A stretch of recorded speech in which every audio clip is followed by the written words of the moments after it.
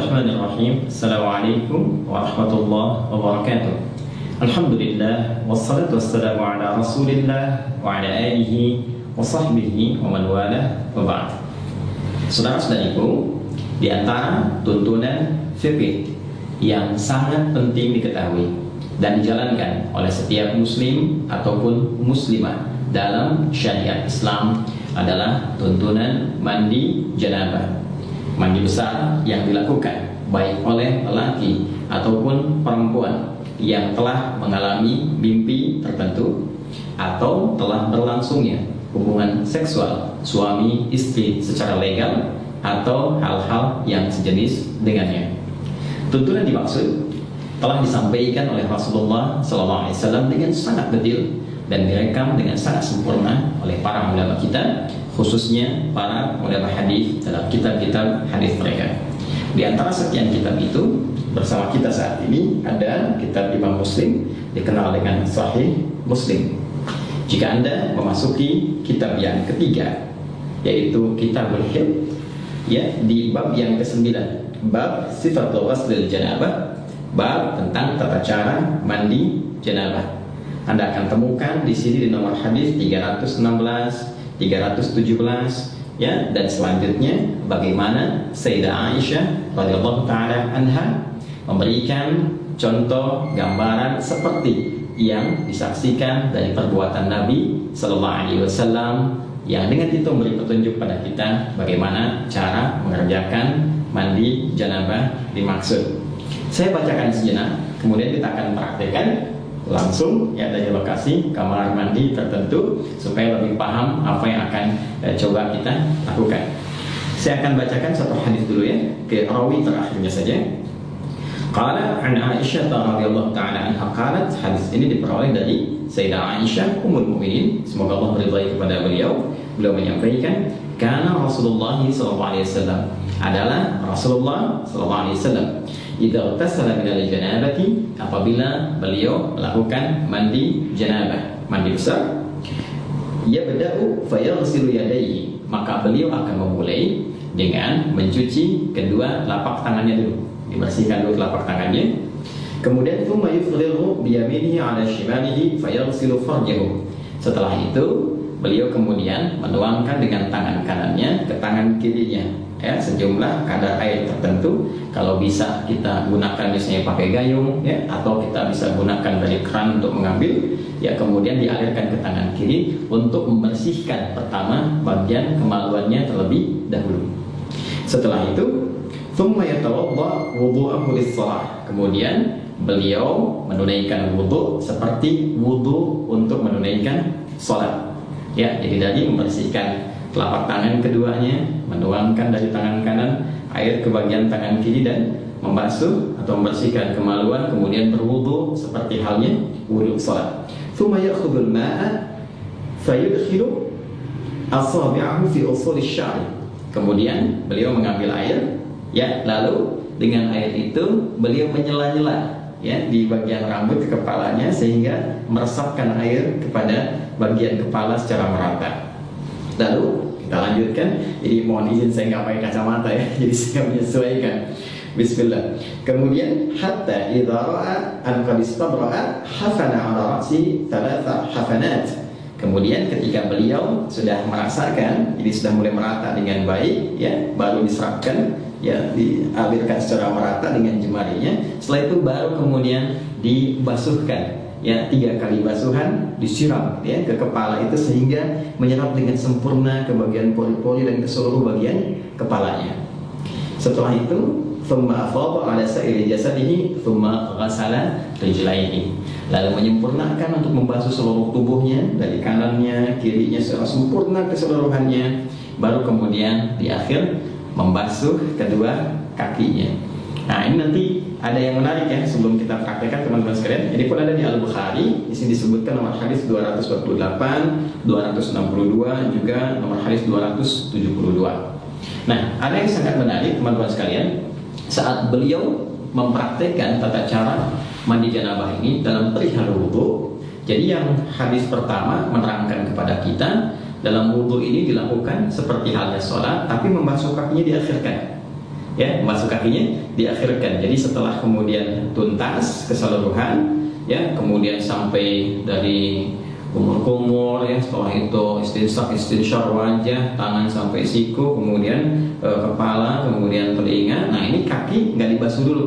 Ini hadis bagian pertama. Jadi setelah nanti yang tadi selesai, habis, baru terakhir nanti pindah tempat untuk bisa membersihkan kaki, ya, bagian terakhir.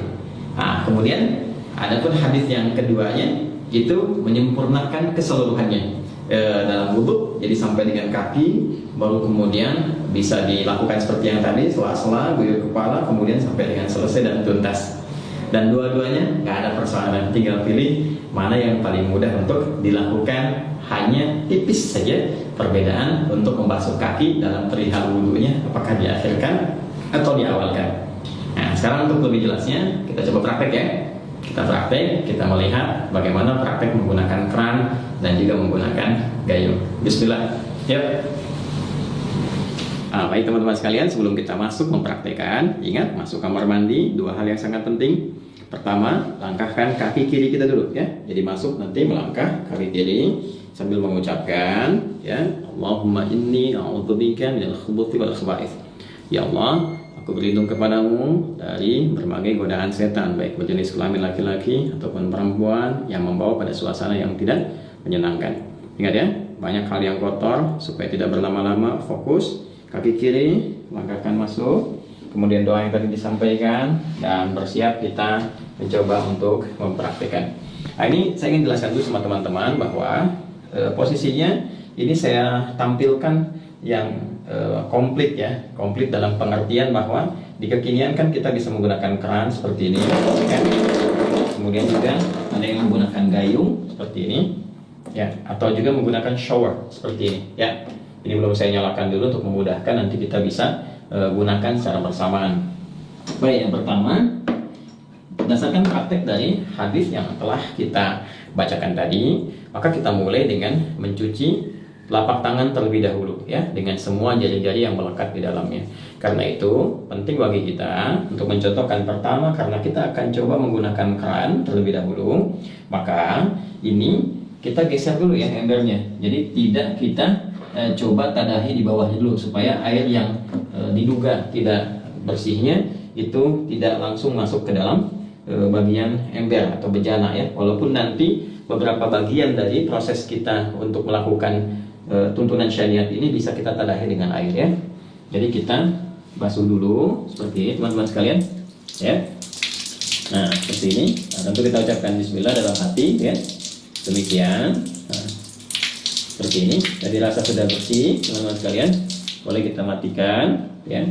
Lalu kita tadahi begini, ya, supaya tidak terlampau banyak nanti air yang mengalir keluar sehingga berlebihan, ya, dan sangat tidak disukai berlebihan. Baik, kemudian setelah itu kita coba nyalakan dulu teman-teman sekalian, ya. Lalu siapkan sabun.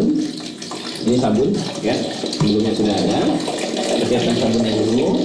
Nah, ini sabun penting karena nanti di dalam hadisnya teman-teman sekalian, itu nanti saat membasuh kemaluan, itu tangan setelah itu dibasuh dulu menggunakan tanah. Dalam hadisnya itu, ya, tanah. Nah, ini sebagai pengganti dalam konteks tanah itu bisa menggunakan apa?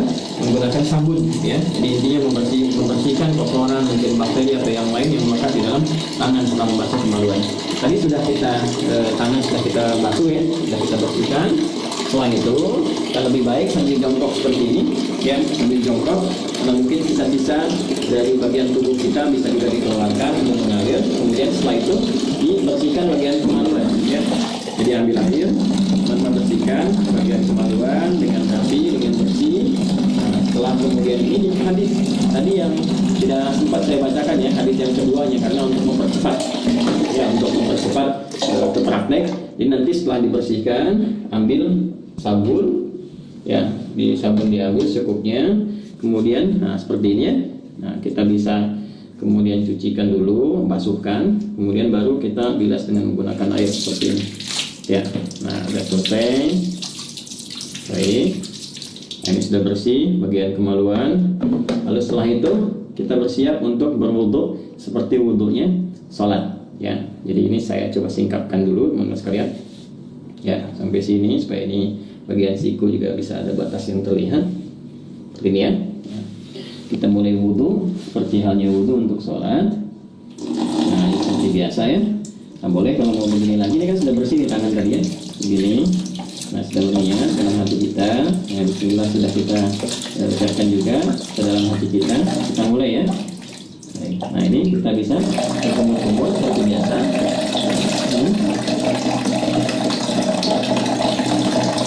Nah, boleh berkumur-kumur itu bisa sambil berkumur demikian, lalu kemudian kita bisa serap sambil istinsyak dan istinsyak seperti ini cara pertama. Jadi saya sambil menyerap hidung bagian, bisa juga kumur-kumurnya seperti tadi. Saya coba membersihkan bagian gigi ya, itu kebiasaan saya supaya kotoran-kotoran di makanan juga bisa sekaligus bisa keluar ya seperti tadi. Atau nanti kumur-kumur itu lalu bagian istinsyaknya boleh yang istinsyak dan istinsyak itu menghirup air hidung ya, kemudian istinsyak dikeluarkan. Nah, dalam suasana COVID semacam ini itu penting karena nanti di reseptor-reseptor virus itu yang suka menempel di bagian hidung ya, sebelum masuk ke laring, ke faring, lantas ke paru-paru, kita berlindung dari semua itu ya. Nah, ini bisa setidaknya bisa dikeluarkan dengan istinsyak, menghirup air ke hidung dan istinsyak dikeluarkan. Seperti contohnya ya, hirup ya, jelas ya. Baik. Nah, ini teman-teman sekalian sudah. Kemudian seperti biasa ke wajah ya.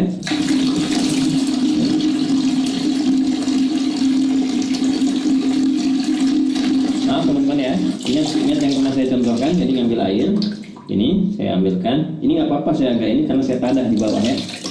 Nah, seperti ini. Lihat baik-baik. Nah, begini. Ini yang jempol ya, ke bagian belakang telinga begini. Lalu seperti ini, teman-teman. Nah, tadi sudah begini ke bagian belakang, begini. Nah, yang telunjuk ke sini untuk membersihkan bagian ujung-ujung mata. Tuh. Kalau yang ada jenggot dimulai seperti ini ya. Baik. Seperti biasa 2-3 kali, jadi boleh 2 kali, boleh 3 kali untuk menyempurnakan. Saya contohkan seperti itu saja ya. Jadi kemudian teman-teman, nah ini kalau biasanya saya kalau nggak pakai tanda di bawah seperti di tempat wudhu masjid atau apa, ini dibuka, nanti biasanya saya matikan dulu gini. Tuh, ya, tangan sampai siku seperti biasa, kanan dulu sampai selesai ya. Lalu setelah itu biasa yang kirinya ya, ini 2 kali, bisa 2 kali ya, sampai 3 kali, baru setelah 2-3 kali kiri ya. Nah, ini juga sama ya, 2-3 kali teman-teman sekalian. 2-3 kali itu ambil air lagi ya, kalau kita mau rasakan begini nggak ada masalah kan. Terus setelah itu bagian kepala kita rasakan ya, diusap sini ke belakang, balikan kembali ya. Boleh langsung ke telinga begini ya, seperti ini boleh ya. Atau juga bisa teman-teman lakukan kepala dulu, balik, kemudian ambil air lagi untuk telinga ya. Nah, bagian kaki ini bisa kita lakukan sekarang ya, seperti biasa wudhu biasa. Bagian kakinya misalnya seperti ini ya, ambil begini kan. Nah, ini kan ya, bagian dari jari jangan lupa teman-teman. Nah, seperti ini. Nah, kita ambil lagi ya, ke kanan, kemudian juga yang kiri ya, disempurnakan teman-teman seperti biasa teman-teman lakukan ya. Yang kirinya, nah ini boleh dulu bersihkan ujung-ujungnya seperti ini ya. Nah, ini kalau teman-teman mau lakukan hadis yang pertama, bisa yang kedua ini nggak dibasuh dulu kaki ya. Setelah selesai tadi ke kepala, ke telinga, jadi langsung kemudian melakukan ke yang selanjutnya, tahap selanjutnya. Apa itu? Yaitu ambil air seperti ini ya. Bisa kita tumpahkan dulu sedikit seperti ini. Lalu di sela-sela sini ya, sampai kita merasakan pori-pori kepala itu sudah mulai basah ya, begini ya teman-teman sekalian. Nah, kita bisa ambil lagi. Ini biarkan mengalir juga apa-apa, nanti terakhir kita dari gayung ya. Nah, seperti ini. Nah, saya letak ya. Nggak ada beda laki-laki dengan perempuan ya. Nah, seperti ini saya ya. Nah, setelah itu cukup, bisa sekali, bisa 2 kali ya. Setelah itu teman-teman disebutkan dalam hadis, kemudian Nabi mengambil air, tertentu bisa dengan ini, bisa dengan Tadi kan dengan ini ya, dengan kepalan, bukan kepalan terbuka begini ya, antara telapak tangan kanan kiri disatukan begini, kemudian disiramkan ke kepala, untuk ke kepala dulu, meratakan kepala seperti ini ya. Jadi bisa aja sebenarnya pakai telapak tangan ke kepala dulu. Tadi kan sedikit-sedikit ya di sela-sela. Kalau ini meratakan, atau bisa menggunakan ini juga boleh, gunakan kerangnya. Saya coba contohkan pakai ini dulu. Tuh ya, secara menyeluruh, jadi selesai gitu ya. Atasnya ini 3 kali ya, jadi 3 kali dicontohkannya ya. Jadi kita seperti ini. Ya boleh pakai gayung juga, ini untuk kepala dulu ya. Tadi kan kepala. Nah baru setelah itu disiram ya, siram di seluruh tubuh. Ini sudah merasakan rata, sudah enak ya. Nanti ada hikmahnya loh, kenapa kepala dulu gitu, itu ada hikmahnya ya, termasuk nanti terkait dengan kesehatan, kesegaran tubuh, dan juga bagaimana menghidupkan kembali semangat dalam beraktivitas supaya nggak malas, lemas, kemudian daya pikir jadi kuat dan sebagainya ya. Lalu kemudian membantu secara sempurna dari bagian kanan sampai kiri sampai dengan selesai. Ini kalau kepala sudah, kita tulis dari sini ya. Nah, sampai selesai, terus ratakan ya. Boleh juga pinjam sini, terus ratakan sampai dengan selesai ya, sampai selesai semuanya ya. Sabun seperti biasa. Nah, kalau pakai shower, nah ini ya di atas ini. Nah ini saya turunin dulu ya, biar memudahkan, biar nggak ini sama kamera kan, ini bisa begini juga ya. Nah ini tinggal begini aja, atau dipasang di atas seperti tadi ya. Nah ini begini, pasangkan lagi. Nah ya, kemudian seperti ini.